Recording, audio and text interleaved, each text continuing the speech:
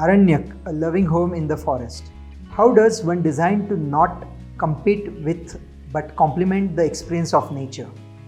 How does one build to not burden the earth but gently caress it? How does one create an identity to not stand out but to submerge? These were the questions that stimulated the design and planning of this home for a simple and inspiring family.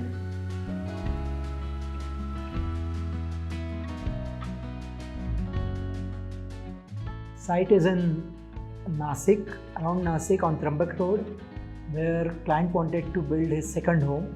It is in a very beautiful location, gated community called Grape County, where client purchased half an acre of land. One of the internal road, if you take, the site is the corner plot, and there are adjacent plots. So I think every plot is around half an acre. This side is a very strong slope. This side is east, west, south and north. When we visited site first time, we were standing at this corner, and from here we could just see it is sloping towards northeast corner. Being a corner plot, we decided we'll keep a curve, and we proposed the idea that we will put the whole building pushed to the corner of southwest. By placing the building here, whole expanse of the landscape will be seen through the space. So if we see the site plan, the main entry is from here, then there are few steps which respect the existing trees, and then you come to the arrival point. Then at upper contour, there is an elderly entry and the service entry. Service entry can accommodate some parking for the extra guest vehicles, or sometimes it can also become a cricket net where children of the client was very keen to do that.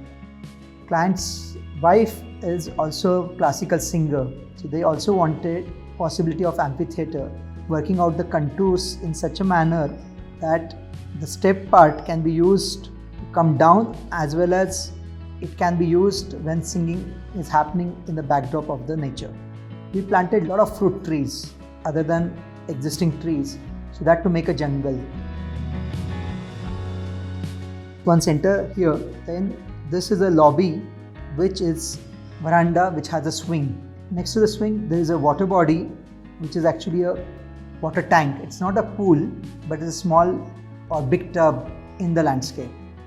From here towards the west part, we have a master bedroom which has double bed, as well as next to the window there is a ledge beds. Next to the bedroom there is a breakfast veranda, attached toilet with a internal court.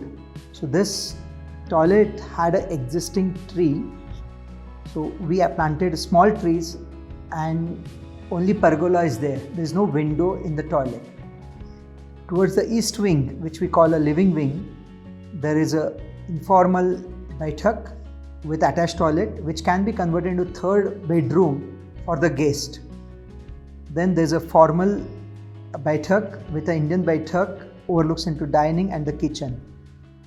Kitchen has a breakfast terrace which opens towards the east and have a sunrise deck. Towards the south side, we kept a hard shell like a tortoise. So this shell of the house has cladded with burnt bricks, which cut out the noise as well as the hard hitting climate, rain, and gives the insulation from the sun. So this side is much like a fort, where we have few punctures like a gunpoint to look at who has come at the entrance, sunrise on the kitchen platform, from master bedroom if somebody has come, from the elderly entry. There are two ways to go to lower level. One is through the amphitheater, one is through the stone staircase. And for if it is raining or if it is very chill outside, they have given an internal cutout which has a ladder. So from here you can go to the lower bedroom, which is a children bedroom. So this cutout is here, and you can come from here to the third bedroom. which again overlooks into the landscape. Here also at a lower level, the south facade, which is kept as a shell. This is the main entry where the car can be parked. For the children's room, we had a big toilet which has its built-in tub, wash basin, and has a very beautiful antique vintage cupboard. To reduce the footprint of the built-up, this underground water tank is below the veranda. In whole landscape, because it slopes towards the northeast, the contours, or if you see this embankments of walkways, retaining wall are made parallel to the contours, and through these embankments we slowly recharge the groundwater which comes in the rains. This is another recharge pool of water which also has a bore well. All the rains from the rooftop goes on the lower water channel which we collect, and then from here we put the filters which are hidden into charcoal, semi-gravels, coarse gravels, and then here also we have certain filters. All the filters are reconnected. There is another underground water tank which is a recharge ground, and from there we again pump into our underground water tank. Putting the whole building one side, we used only 1/8 of whole plot, the footprint of the building. And same time, because it's in split level, we could get 3 bedrooms with different vistas. This part is also isolated. When you come by walking, we made the 7 seats of Saregama Padinisa. They already planted a kitchen garden, and then the idea was when they will have a chuli varchi bhakre, which is Maharashtrian food, so we created a garden kitchen. So this is the axonometric of the house, where existing trees were respected by taking a load-bearing boundary wall. We have a roof in Mangalore tile, and lower part of the Mangalore tile in master bedroom as well as in formal living is with terracotta ceiling tiles. Both the materials are sustainable materials, and in between there is only a non-permeable membrane. The ceiling tile allows us to cut the heat and takes care of the air conditioning into the master bedroom. In whole house, only this part as well as the ground floor children room has air conditioning. House as towards south as well as west side has this typical wall section where wall is RCC frame structure, and the infill wall has burnt brick which are cut into 3 parts. So this much part is natural surface of burnt part. When we cut through the rock, the size of the brick goes like this. So we cut this also, and this specific part was used to adjust the heights of the site situations. Going from informal to formal living, the original roof was going till the brick wall. The rest extension was done in wood. This were the additional members, and it was put like a jigsaw puzzle, and this balcony was incorporated. So the module comes through the structural members, and this part was where the rains hits maximum, which was cladded into the copper sheets. So this happened. It's a very cozy space, and very interesting thing we did here, 3 bays were there. Out of that, these 2 are openable, and these are also openable. Central one which opens inside and turns into the breakfast or the tea table. The whole project is not use any color.